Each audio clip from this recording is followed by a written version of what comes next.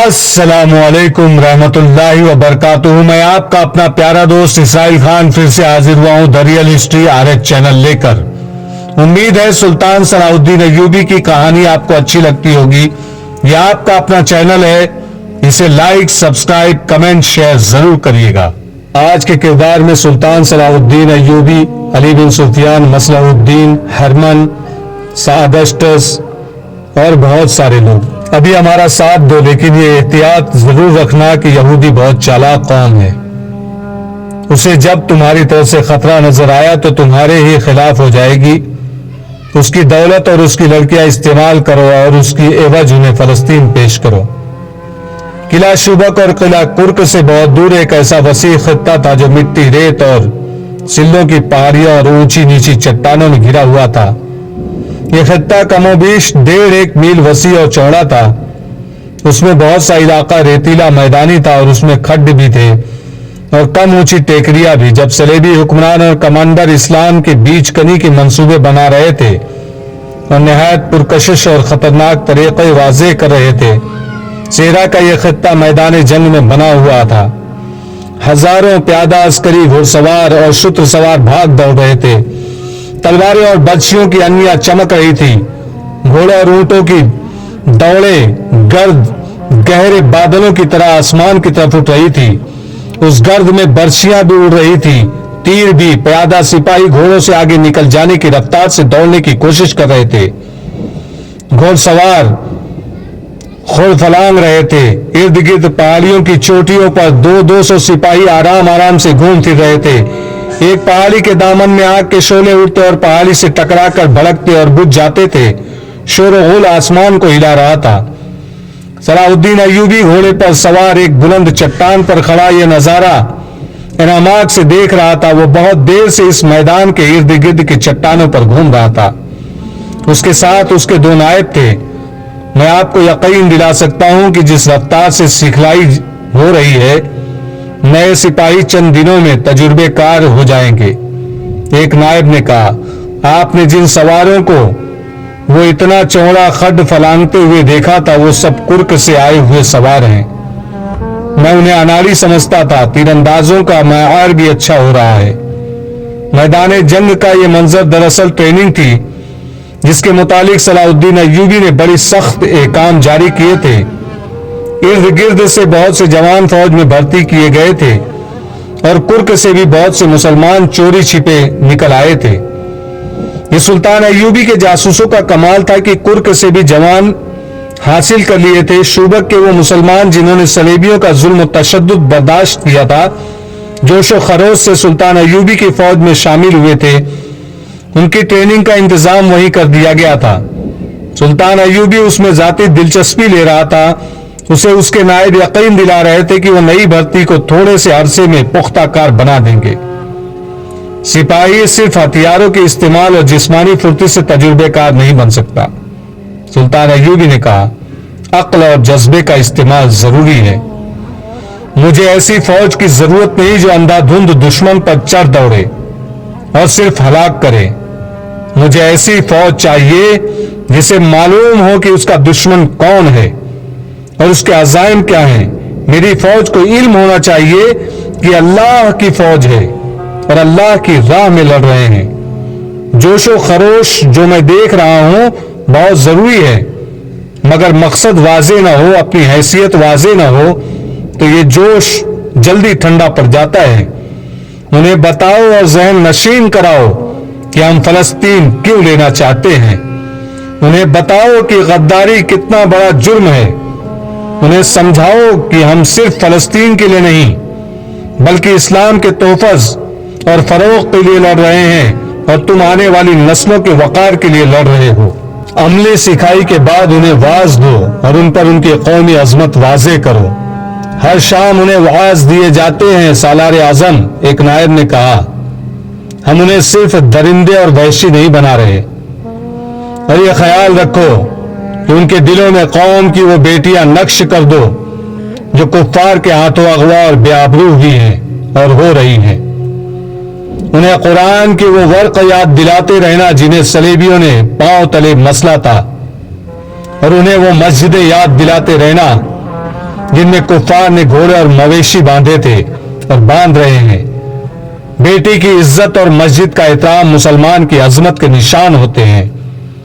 انہیں بتاؤ کہ جس روز تم عصمت اور مسجد کو ذہن سے اتار دو گے، اس روز تم اپنے لیے اس دنیا کو جہنم بنا لو گے، اور آخرت میں جو عذاب ہے اس کا تم تصور بھی نہیں کر سکتے۔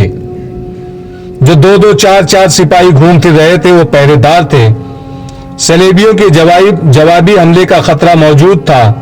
دور دراز کے لوگ گھومتے پھرتے، پھر بھی ٹریننگ کے اس علاقے کے گرد پہرے کی ضرورت تھی۔ ان پہرے داروں میں سے 2 ایک چوٹی پر جا رہے تھے اور رک گئے۔ انہیں نیچے ایک ٹیکری پر صلاح الدین ایوبی کھڑے نظر آ رہا تھا۔ ان کی طرف اس کی پیٹھ تھی، فاصلہ 200-250 گز تھا۔ ایک پہرے دار نے کہا، کمبخت کی پوری پیٹھ ہمارے سامنے ہے، اگر یہاں سے تیر چلاؤ تو اس کے دل کے پار کر سکتا ہے، کیا خیال ہے؟ پھر بھاگ کر کہاں جاؤ گے؟ اس کے ساتھی نے پوچھا۔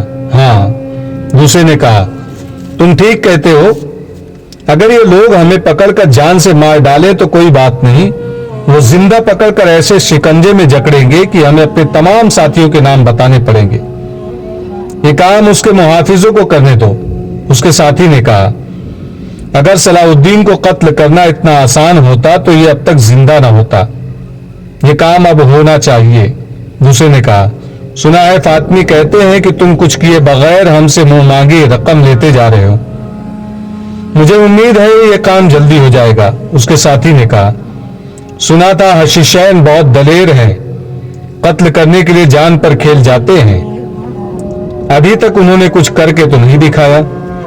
میں یہ بھی جانتا ہوں کہ ایوبی کے محافظ دستے میں 3 حشیشین ہیں، یہ تو ان کا کمال ہے کہ محافظ دستے تک پہنچ گئے ہیں اور کسی کو ان کی اصلیت کا علم نہیں ہوا، مگر وہ قتل کب کریں گے، کمبخت ڈرتے ہیں۔ تو باتیں کرتے آگے چلے گئے۔ مورخین لکھتے ہیں کہ مصری صلاح الدین ایوبی کی غیر حاضری سے وہاں مخالفین کی زمین دوست سرگرمیاں ابھر آئی تو صورتحال ایسی پیدا کر دی گئی جسے صرف معجزہ سنبھال سکتا تھا۔ یہ ایک سازش تھی جو فاطمی خلافت کی معزولی اور تخریب کاروں کی گرفتاری کے بعد بظاہر دب گئی تھی، لیکن راکھ میں دبی ہوئی چنگاری کی طرح دہکتی رہی تھی۔ اس کی پشت پناہی کرنے والے صلیبی تھے اور اسے عملی جامہ پہنانے والے وہ مسلمان عمرہ تھے جن پر سلطان ایوبی کو بھروسہ تھا۔ صلیبیوں نے یہودی لڑکیاں حاصل کر لی تھی جو عرب اور مصر کی زبان روانی سے بولتی اور اپنے آپ کو ہر رنگ میں ڈھال سکتی تھی۔ مصر کی انتظامیہ کے متعدد حکام اقتدار میں حصے کے یا کلی طور پر خود مختاری کے خواہش مند تھے۔ ان میں قومی وقار اور جذبہ ختم ہو چکا تھا، وہ حرموں کے بادشاہ تھے۔ ان لوگوں کو اعلی کار بنانے والوں میں فاطمیوں نے دانش مندی کا ثبوت دیا اور انہوں نے حسن بن صبا کے حشیشین کی خدمات بھی حاصل کر لی۔ اس وقت کے وقائع نگاروں نے، جن میں اسد الازدی، ابن الاشیر، ابی الازر اور ابن جوزی خاص طور پر قابل ذکر ہیں، لکھتے ہیں کہ صلیبیوں نے سوڈانیوں کو مدد دے کر انہیں مصر پر حملے کے لیے تیار کر لیا تھا۔ مصر میں جو تھوڑی فوج تھی وہ بغاوت کے لیے تیار کر دی گئی تھی۔ صلاح الدین ایوبی کے حامی سخت پریشان تھے کہ وہ قبل از وقت نہ پہنچا تو مصر ہاتھ سے نکل جائے گا۔ ان وقائع نگاروں اور 2 اور گمنام کاتبوں کی غیر مطبوعہ تحریروں سے ایک کہانی کی کڑیاں ملتی ہیں۔ ان میں قاہرہ کے محکمہ مالیات کے ایک بڑے ناظم خضر الحیات کا ذکر ملتا ہے، وہ خزانے کا بھی ذمہ دار تھا۔ دوسرے علاقوں کے جزیہ اور تاوان وغیرہ کی رقم زکوٰۃ سزا کے طور پر وصول ہونے والے جو جرمانے، عطیات اور نظامت مصر کا تمام تر حساب کتاب اور پیسہ مالیات کے محکمے میں آتا اور خرچ ہوتا تھا۔ یہ بڑا ہی اہم اور نازک محکمہ تھا، اس کے ناظم کا قابل اعتماد ہونا بہت ضروری تھا۔ یہ سلطان ایوبی کی خوش نصیبی تھی کہ ناظم خضر الحیات دین دار مسلمان تھا۔ ایک رات وہ باہر سے آیا، گھر میں داخل ہوا تو اندھیرے کے چیرتا ہوا ایک تیر آیا جو خضر الحیات کی پیٹھ میں اتر گیا اور دل تک جا پہنچا۔ اس کی کربناک آواز سن کر ملازم باہر آیا، پھر گھر کے افراد باہر آئے۔ مشال کی روشنی میں خضر کو اوندھے منہ پڑے دیکھا۔ اتفاق سے کسی نے دیکھ لیا کہ خضر کے دائیں ہاتھ کی انگلی زمین پر تھی اور مٹی پر اس انگلی سے اس نے کچھ لکھا تھا. وہ مر چکا تھا. زمین پر اس نے انگلی سے لکھا تھا صلاح پوری نہیں تھی. اس حرف کی گولائی کے نصب میں جا کر اس کی جان نکل گئی ہوگی. لاش اٹھائی گئی اور اس لفظ کو محفوظ رکھا گیا. ایک آدمی کو کوتوال غیاث بلبیس کو بلانے دوڑا دیا گیا. یہی کہا جا سکتا تھا کہ خضر نے مرتے مرتے مٹی پر اپنے قاتل کا نام لکھا ہے. غیاث بلبیس کوتوال بھی تھا اور مصر کی تمام تر پولیس کا حاکم اعلیٰ یہی تھا. صلاح الدین ایوبی کا قابل اعتماد حاکم تھا. علی بن سفیان کی طرح شہر کے جرائم کا ماہر سراغ رسا تھا. بلبیس نے آتے ہی زمین پر لکھے ہوئے لفظ مسلح کو غور سے دیکھا. اتنے میں شہر کا نائب ناظم مصلح الدین خضر کے قتل کی خبر سن کر آ گیا. بلبیس نے اسے دیکھتے ہی زمین پر پاؤں رگڑ کر مسلح کا لفظ مٹا دیا. مصلح الدین چونکہ شہر کا نائب ناظم تھا اس لیے کوتوالی کا محکمہ اس کے ماتحت تھا. اس نے بلبیس کو حکم کے لہجے میں کہا قاتل کا سراغ صبح سے پہلے مل جانا چاہیے. میں زیادہ انتظار نہیں کروں گا. بلبیس نے اسے یقین دلایا کہ قاتل کو جلدی پکڑ لیا جائے گا. تو وہاں سے چلا گیا. رات کو ہی بلبیس نے خضر الحیات کے نائب معاون اور اس کے دفتر میں ان افراد کو بلا لیا جو مقتول کے قریب رہتے تھے اور بتا سکتے تھے کہ قتل کے روز ان کی سرگرمیاں کیا رہی.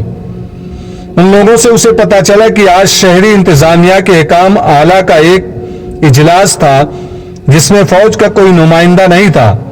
خضر کا نائب اس کی مدد کے لیے اجلاس میں شریک تھا. اجلاس میں مالیات کے سلسلے میں فوج کے اخراجات زیر بحث آئے تو خضر نے کہا کہ مصر میں بعض اخراجات روکنے پڑیں گے کیونکہ امیر مصر صلاح الدین ایوبی نے شوبک میں بہت سی فوج بھرتی کی ہے جس کے لیے کثیر رقم کی ضرورت ہے. نائب ناظم مصلح الدین نے اس کی مخالفت کی اور کہا کہ فوج کے اخراجات غیر ضروری ہیں.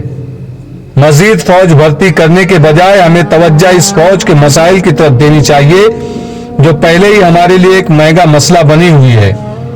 اس نے بتایا کہ مصر میں جو فوج ہے اس میں بے اطمینانی اور بدامنی پائی جاتی ہے. شوبک سے جو مال غنیمت ہاتھ آیا ہے اس میں سے اس فوج کے لیے کوئی حصہ نہیں بھیجا گیا. خضر الحیات نے کہا کہ آپ کو معلوم نہیں کہ امیر مصر نے مال غنیمت تقسیم کرنے کی بدعت ختم کر دی ہے. یہ نہایت اچھا فیصلہ ہے. مال غنیمت کے لالچ سے لڑنے والی فوج کا کوئی قومی جذبہ اور مذہبی نظریہ نہیں ہوتا. اس مسئلے پر بحث ترش کلامی میں بدل گئی. مصلح الدین نے یہاں تک کہہ دیا کہ امیر مصر مصری سپاہیوں کے ساتھ اتنا اچھا سلوک نہیں کر رہا جتنا شامی اور ترک سپاہیوں کے ساتھ کرتا ہے. اس نے غصے میں کچھ اور ناروا باتیں کہہ دی جن کے جواب میں خضر نے کہا مسلح تمہاری زبان سے سلیبی اور فاطمی بول رہے ہیں. اس پر اجلاس ہنگامے کی صورت اختیار کر گیا اور برخاست ہو گیا. خضر الحیات کے معاون اور نائب نے بتایا کہ اجلاس کے بعد مصلح الدین خضر الحیات کے دفتر میں آیا. وہاں پھر ان میں سرگرمی ہوئی